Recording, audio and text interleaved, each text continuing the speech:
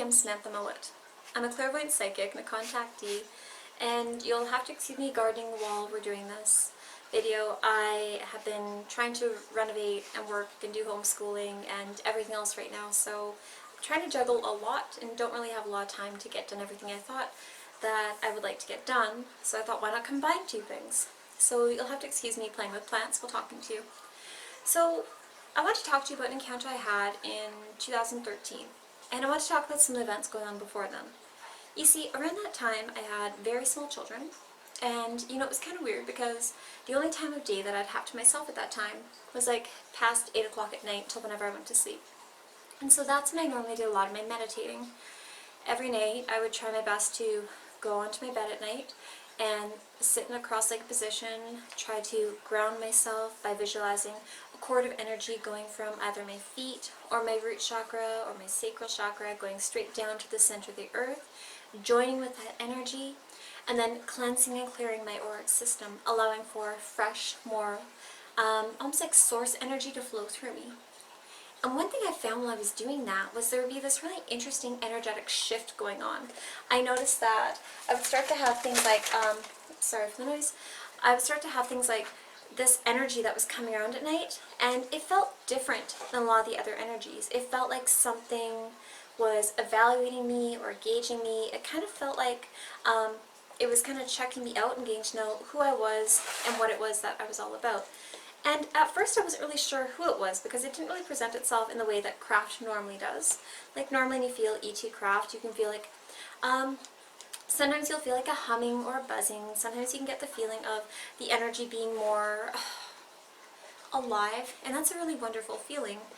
But in this situation, it kind of had a bit of variables going on. Sometimes it would feel like that, and other times it wouldn't. And so what I noticed was when I would be going outside at night to go look at the stars or look at the sunset, or I would be outside just, checking out the animals because we used to have quail that would come around. I remember feeling like something was watching me. And, I used to put up energy protection every night, so, I would connect to source, and I would put up pillars of white light all around our property and around our home. And I never felt like this energy was a danger to me. It just felt like it was something that was there. And so I was okay with that. But we went to Ukee a few weeks later. And we went to something that's known as Ukee Days, which is kind of like a local town festival that goes on there, celebrating local artisans and, stuff like that, which was wonderful. And we were staying at a dear friend of mine's house. And she's actually a relative, but really wonderful woman.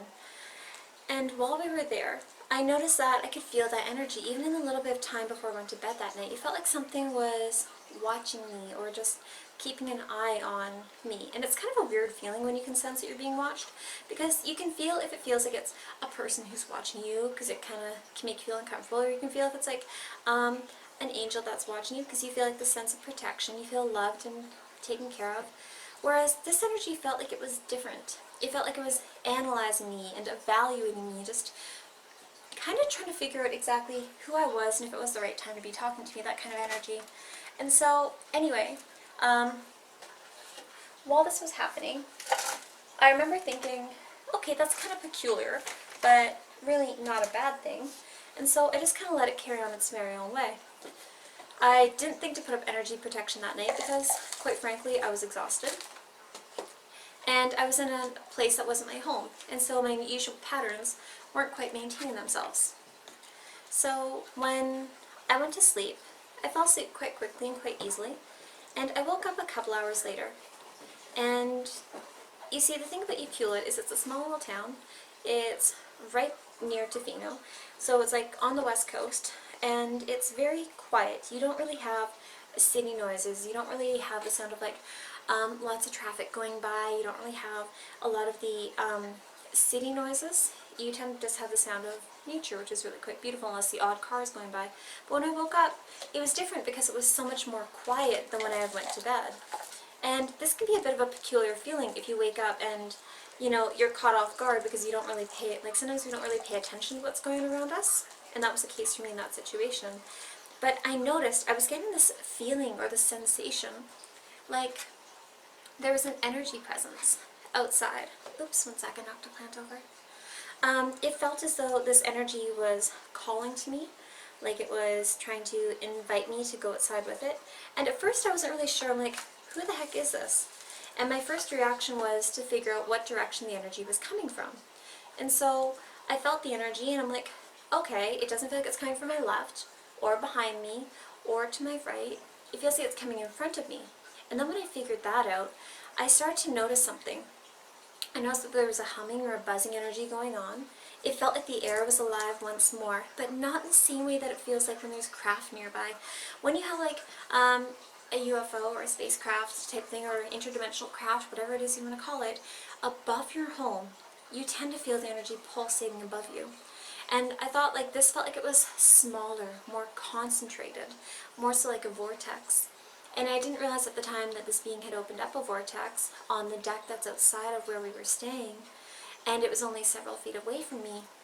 You see, I was staying in a small bedroom that had a large, kind of like between a square and a rectangular shaped window several feet in front of me, and that was like a few feet of deck, and then almost like it dropped off to like this really steep bank. And so it was on that deck that I could feel the presence of this being. And I remember as this was happening, I remember thinking, okay, I don't really know exactly who this is. I don't feel familiar with this particular energy source. And so my first reaction was to try to reach out to my guides. And so I closed my eyes and I'm feeling like angels and spirit guides, and that's quiet. I'm like, angels. I couldn't hear anything. I couldn't feel anything. I was getting nothing clairvoyantly. And when you're someone who likes to communicate with them quite frequently, it's almost like you go to a bit of a state where you're highly uncomfortable. And for me, I almost felt like I was kind of panicky, because I'm someone who likes to talk to my guides. If I feel like something's off, I will sooner take a moment and convene with them and find out what the heck's going on than try to figure out a situation entirely on my own. And so when this happened, and I felt this disconnected energy, my first response was, okay, I can't feel my guides, I can't hear my angels, I can't connect into anybody, I'm putting up energy protection.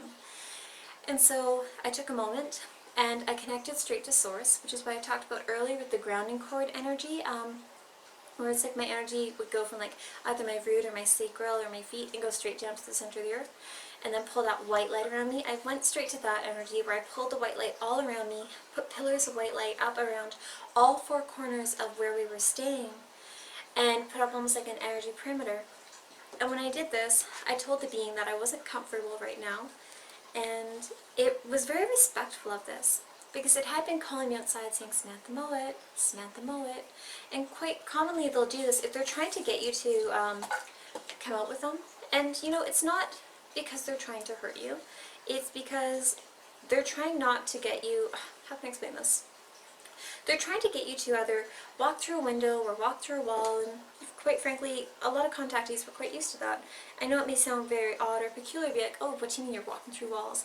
Well, they changed something to do with the vibration that the particles of your body are currently emitting. You're going from like one state of frequency, which is a very solid state, to now being in the same frequency that you're able to actually walk through the wall and through the window and go up to where they are. But when I told the being, I sent a telepathic message roughly saying that I'm sorry, I'm not comfortable going with you. Another time, it bowed its head towards me, and it was very respectful, and it left a moment later.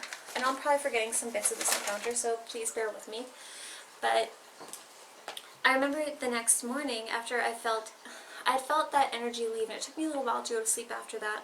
Even though I felt the energy that was buzzing and it felt quite concentrated, very specific and very in front of me, I remember knowing that the being had left, but it had filled me with a bit of adrenaline because it had woken me up in more of a conscious type state.